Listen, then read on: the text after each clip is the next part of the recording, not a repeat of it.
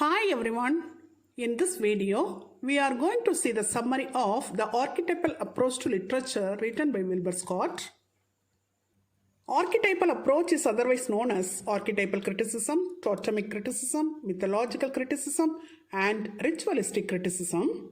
This archetypal criticism has the features of other critical methods too. It studies the text closely like formalistic critique. It concerns itself with humanistic values like moral critique. It analyzes the arts' appeal to an audience like psychological critique. It probes basic cultural patterns like sociological critique. It investigates a social past like historical critique. And it says about poem-reader relationship like I.A. Richards. Archetypal criticism was initiated by Fraser and Junk. Fraser was a Scottish anthropologist. He wrote a book titled The Golden Bough. It appeared in 12 volumes from 1890 to 1915. It is a monumental study of magic and religion. It traces numerous myths back to prehistoric times. Carl Gustav Jung was a famous archetypal critic. He propounded the theory of collective consciousness. He believed that civilized man preserves, though unconsciously, prehistorical areas of knowledge and articulates them obliquely in myth. Next comes Jessie Weston. He was also an anthropologist. He wrote a work titled From Ritual to Romance. From this work, T.S. Eliot drew comparisons and contrasts to the contemporary wasteland. Then comes the 20th century writers like James Joyce and W.B. Yeats. They used the ancient myth of Psyche and Cupid to retell modern man's struggle towards eternal love. Archetypal critics engage themselves in discovering the hidden mythological patterns in literary works. According to them, the myth is a protoplastic or prototype pattern of the race which the individual unconsciously repeats. Erich Fromm was a German social psychologist. He said that a myth is a message from ourselves to ourselves.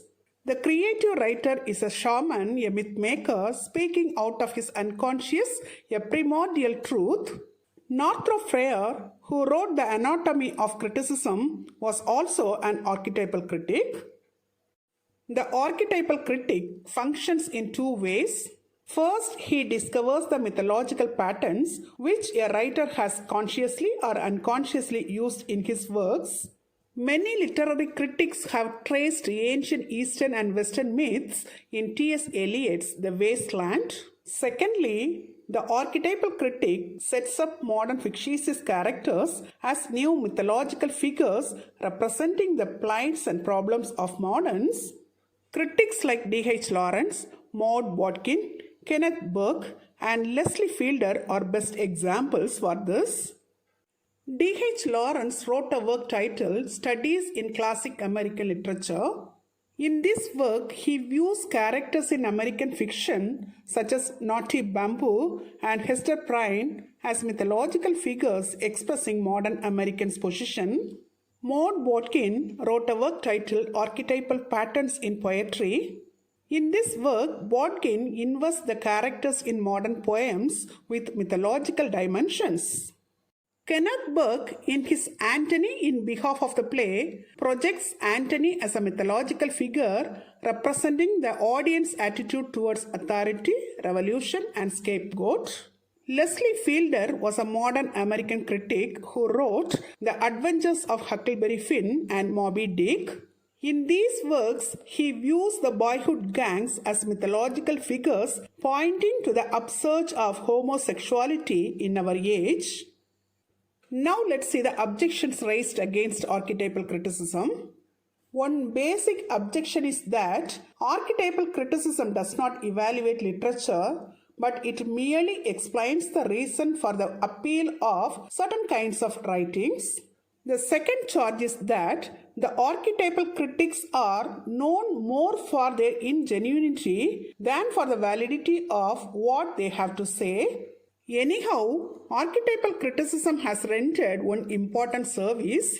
It has linked the modern man, despite his rationality and scientific bent, with his ancient roots.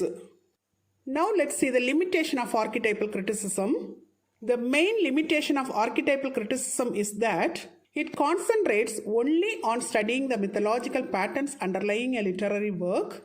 It does not care to evaluate a literary work. The finding of Leslie Fielder is that American fiction of the 20th century deals with homosexual boys in an indirect manner. Carl Gustav Junk's finding is that myths are embedded in the unconscious memory of the race. He called this collective unconsciousness. In short, archetypal criticism is a type of analytical theory that interprets a text by focusing on recurring myths and archetypes in the narrative, symbols, images, and character types in literary works. Till now, in this video, we have seen the summary of the archetypal approach to literature written by Wilbur Scott. Hope you would have understood it very clearly. Thank you for listening.